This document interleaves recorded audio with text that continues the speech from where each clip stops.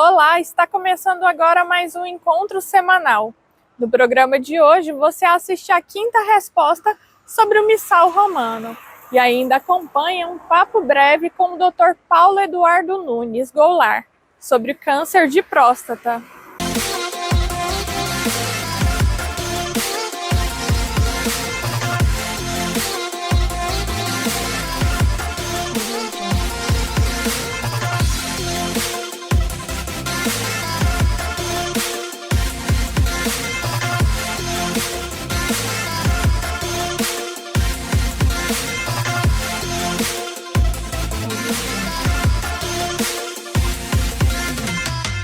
O câncer de próstata é o segundo tipo de câncer mais incidente na população masculina em todas as regiões do país.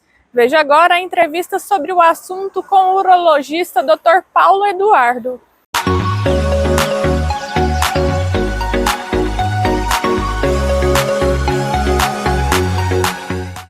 Câncer é uma doença que é originada das nossas próprias células. As nossas células, elas têm a capacidade, elas foram fabricadas para se desenvolverem, se multiplicarem numa velocidade normal delas, e essas células também morrerem em algum momento. E ao longo da vida, algum agente cancerígeno, alguma mutação, alguma coisa que fez quebrar essa sincronia, faz com que as células elas se multipliquem de forma descoordenada. Então, as células ficam praticamente imortais. Elas se multiplicam e elas têm a capacidade de se espalharem e invadirem outros órgãos, que a gente chama de metástase, né? Que é quando o câncer sai do órgão de origem e vai para outros. Muitas pessoas, elas falam assim, o câncer criou raiz, né? Que ele espalhou para outras regiões. Mas, então, o câncer é isso, né? São células originárias nossas, porém, com uma falha no DNA delas que fazem elas se multiplicarem de forma descoordenada. O câncer de próstata é mais um exemplo desse, só que a origem é a próstata e ela tem uma preferência para se espalhar para os ossos, né? Isso é uma coisa muito, muito séria, né? Ela tem uma característica de preferir os ossos. E esse é o câncer mais comum nos homens, em se tratando de órgãos internos. O câncer de próstata ele só perde para o câncer de pele, não melanoma. Então, daí a importância, né? Um câncer extremamente comum, que acomete 1 em cada 7 homens.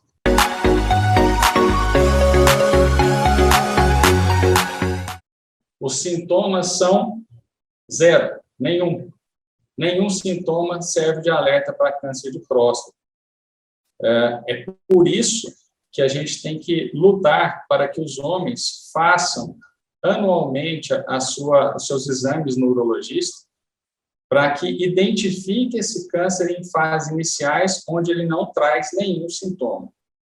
Apenas nessa fase inicial é possível a gente falar em cura, e essa cura ela gira em torno de 90%. Né, quando a gente pega no início. O grande problema é que as pessoas deixam de fazer o diagnóstico no início e aí sintomas surgem. Dores ósseas, porque eles vão para os ossos, né? Às vezes sangue na urina, às vezes uma dificuldade mais importante de urinar, mas nunca devemos esperar esses sintomas, porque diante dessa situação de fazer diagnóstico não precoce, a mortalidade, que deveria ser de 10%, sobe para 25%. Então, 1 em cada 4 homens no Brasil morrem da doença.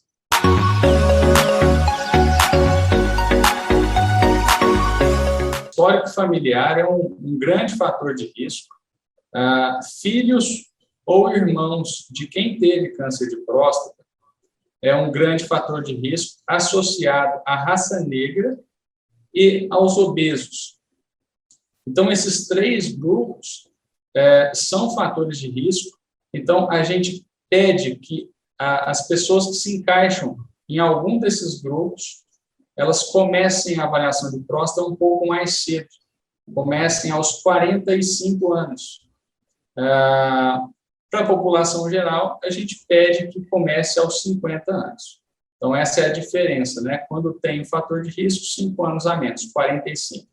E esse é um dado importante, porque ainda é um fator de confusão. Antigamente, as pessoas começavam a fazer avaliação de próstata aos 40 anos. E hoje, isso não é mais verdade. Hoje é aos 50 para todo mundo e 45 para esses 3 grupos de risco.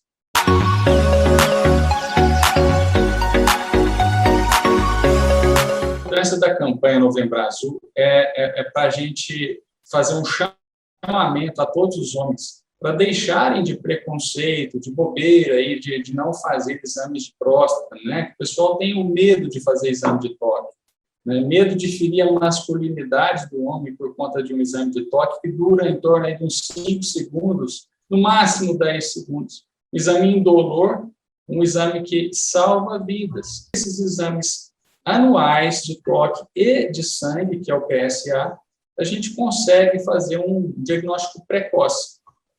Então, fazendo um diagnóstico precoce, nós temos 90%, como eu disse, de chance de cura. Então, apenas 10% não seriam curados. O grande problema é que o pessoal, por preconceito ou por medo de descobrir uma doença, eles evitam e deixam isso para lá e vão empurrando com a barriga, como os homens gostam de fazer.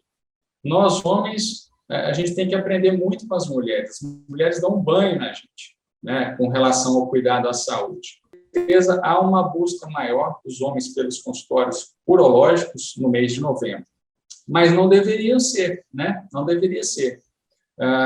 Todo mês é mês de se cuidar. E para cada indivíduo existe um mês mais fácil, um mês que ele tem um pouco mais de tempo, ou um mês de férias.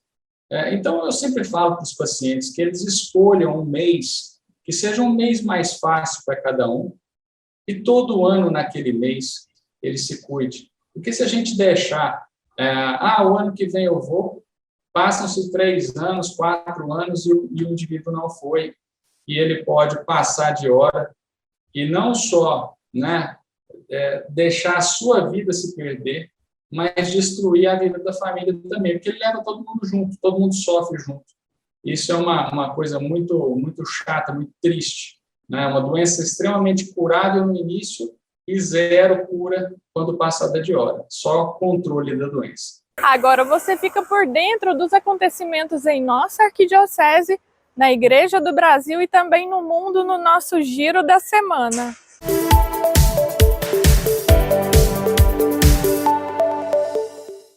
Acontece no próximo sábado, dia 11, a reunião mensal de pastoral arquidiocesana. O evento será realizado das 8h30 às 11h30 da manhã, na cidade da Comunhão, Centro Pastoral Dom Fernando.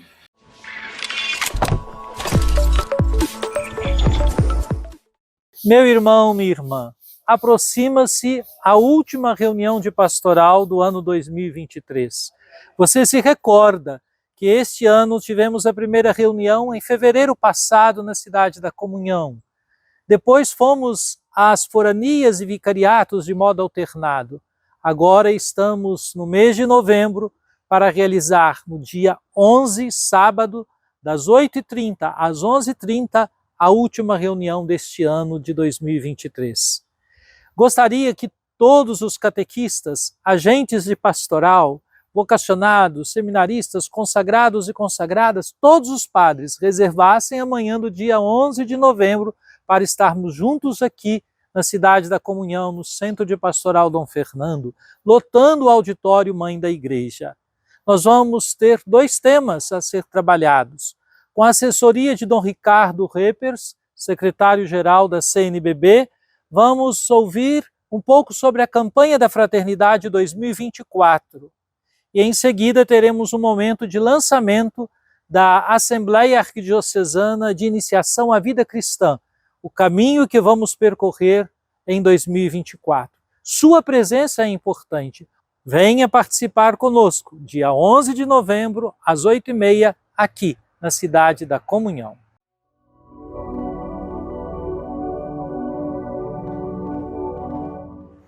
No dia 18 de novembro acontece o segundo encontro de cristãos leigos e leigas de nossa arquidiocese. O assessor do encontro será o arcebispo de Goiânia, Dom João Justino. Para fazer a sua inscrição, basta acessar o link na bio do nosso Instagram.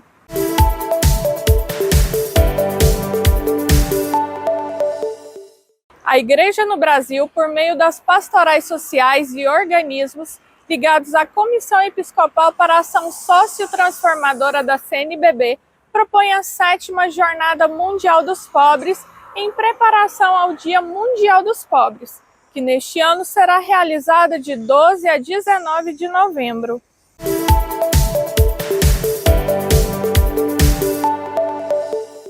O Papa Francisco presidiu no último domingo a celebração eucarística de conclusão do Sínodo dos Bispos no Vaticano. Acompanhe agora uma parte de sua homilia. Amados irmãos e irmãs, assim se conclui a Assembleia Sinodal. Nesta conversão do Espírito, podemos experimentar a eterna presença do Senhor e descobrir a beleza da fraternidade. Ouvimos-nos reciprocamente, sobretudo, na rica variedade das nossas histórias e sensibilidades. Pusemos-nos à escuta do Espírito. Hoje não vemos o fruto completo desse processo, mas podemos com clarividência olhar o horizonte que se abre diante de nós. O Senhor guiar-nos-á e ajudar-nos-á a ser igreja mais sinodal e mais missionária, que adora a Deus e serve as mulheres e os homens do nosso tempo, saindo para levar a todos a alegria consoladora do Evangelho. Irmãos e irmãs, por tudo isso, por aquilo que fizeram sim e continuam a fazer, digo obrigado. Obrigado pelo caminho que fizemos juntos, pela escuta, pelo diálogo. E a par do agradecimento, gostaria de formular um voto a todos vós. O voto de que possamos crescer na adoração a Deus e no serviço do próximo. Adorar e servir. Que o Senhor nos acompanhe e avante com alegria. Rezemos pelos aniversariantes da semana. No dia 4, o Padre Ednilson Pedro Gomes e o Padre Valdisson de Barros Braga celebram seu aniversário natalício. No dia 5 de novembro, o Padre Geraldo Dias e o Padre Henrique Jacob comemoram mais um ano de vida. E no dia 6 de novembro, o diácono Carlos Vieira celebra o seu aniversário natalício. Parabéns para todos os aniversariantes da semana e também para você aí de casa que comemora mais um ano de vida. Desejo felicidades e que a paz de Cristo esteja sempre com você. E no próximo bloco, Dom Edmar Peron responde a pergunta referente à oração eucarística. O nosso intervalo é rapidinho, não sai daí. Já estamos de volta. Na intenção de oração para o mês de novembro, o Papa Francisco abre seu coração aos fiéis, pedindo-lhes orações para que possa cumprir a sua missão. Pidan al Señor para que me bendiga.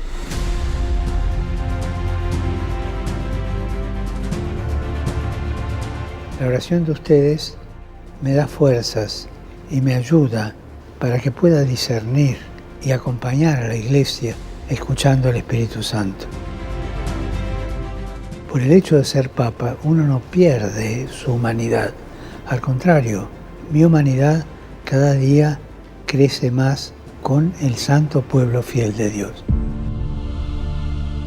Porque ser Papa también es un proceso. Uno va tomando conciencia de lo que significa ser pastor.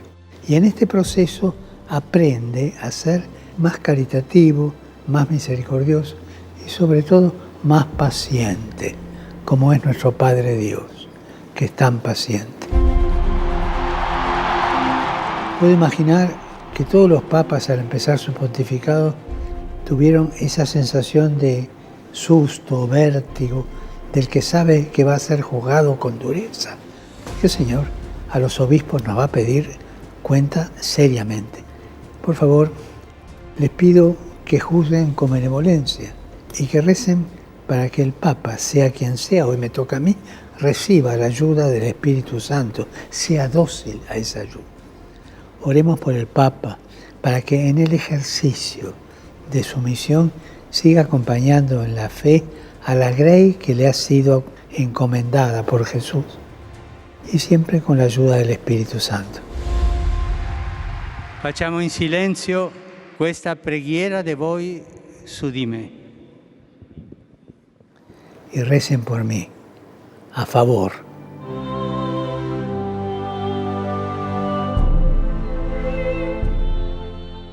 Na quinta resposta sobre a terceira edição típica do Missal Romano, Dom Edmar Peron responde a pergunta referente à oração eucarística.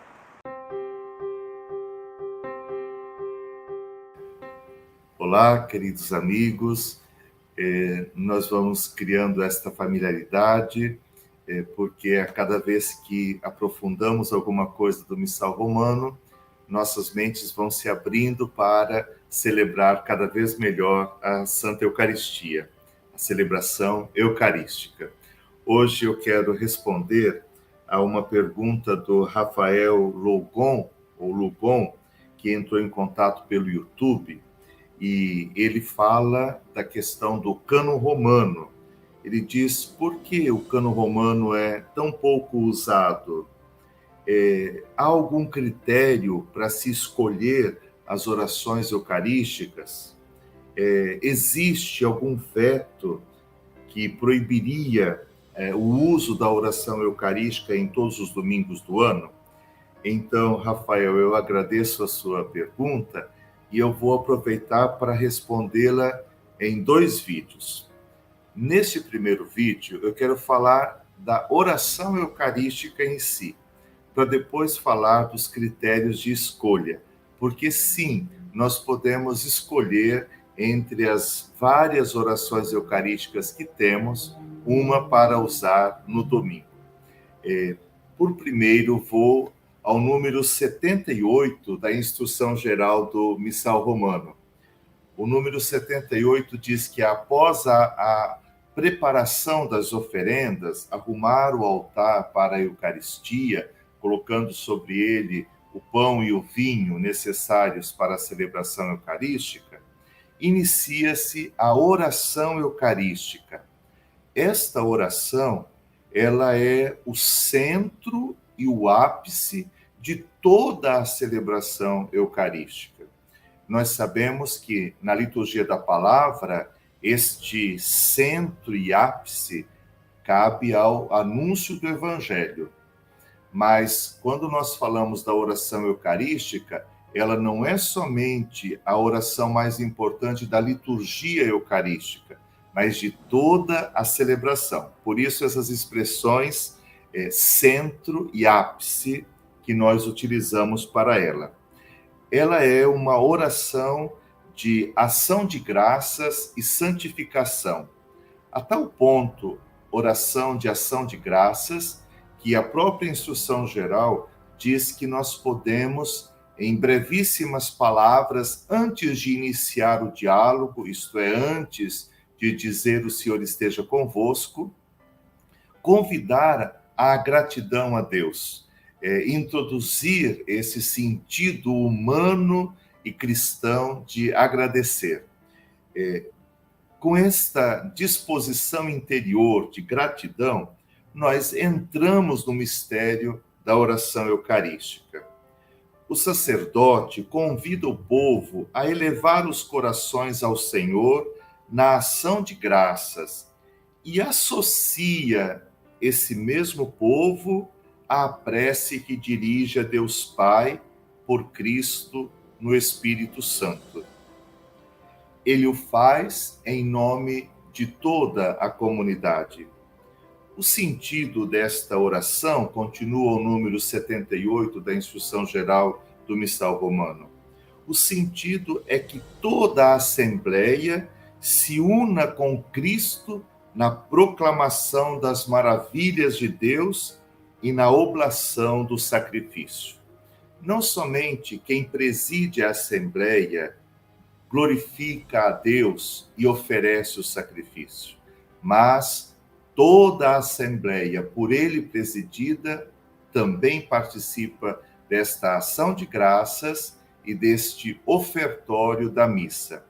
É claro que a gente tem sempre que recordar que o ofertório da missa não é somente oferecer ao Pai aquele que já se ofereceu uma vez por todas no mistério de sua encarnação, de sua cruz, mas é se oferecer, aprender a se oferecer continuamente com Cristo ao Pai, numa configuração que vai cada dia crescendo em nossas vidas. Daí o sentido de a oração eucarística ser uma fonte de vida espiritual para todos nós. E termina esse número 78 dizendo que a oração eucarística exige que todos a ouçam respeitosamente e em silêncio. Nós não podemos imaginar, porém, que seja só este o número a dizer sobre a participação dos fiéis na oração eucarística. Nós temos depois o número 147, que diz assim, que os fiéis participam desta oração eucarística em silêncio, com fé. Explicitamente diz o número 147, o povo, por sua vez, se associa ao sacerdote na fé e em silêncio, e por intervenções previstas no decurso da oração eucarística. Quais são? São as respostas do diálogo do prefácio. O Senhor esteja convosco, Ele está no meio de nós, assim por diante. O canto do santo, a aclamação após a consagração, a aclamação Amém, após a doxologia final, bem como outras aclamações aprovadas pela Conferência dos Bispos e reconhecidas pela Santa Sé. Então, a participação do povo se dá por meio da fé no silêncio e nas aclamações, sejam elas as grandes, repito, o santo, o anunciamos, o amém, sejam elas estas pequenas aclamações que foram ratificadas na terceira edição do Missal, porém harmonizadas, a fim de que, naquele momento da oração eucarística, por exemplo, quando nós pedimos que venha o Espírito Santo sobre toda a comunidade que comunga do corpo e sangue de Cristo, nós rezaremos, o Espírito nos una num só corpo. Assim, Rafael, esta é a primeira parte da resposta que dou para falar da escolha das orações eucarísticas. Achei que era importante recordar estes dois números da instrução geral do Missal Romano. Isto é, o número 78 e o número 147, que nos falam da oração eucarística. Que prossigamos assim, aprofundando o sentido das palavras e dos gestos da liturgia da Santa Missa, e nossa participação seja cada vez mais consciente, ativa, frutuosa.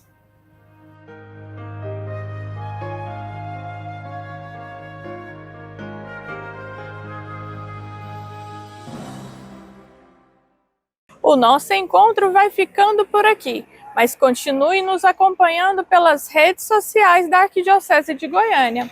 A gente se vê na próxima semana. Tchau! Eu quero adorar o meu Senhor, diante dele vou prostrar meu coração.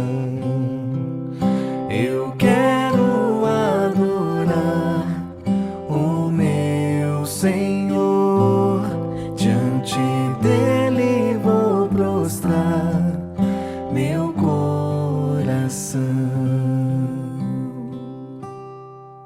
E eu te louvo, meu Senhor, meu Deus,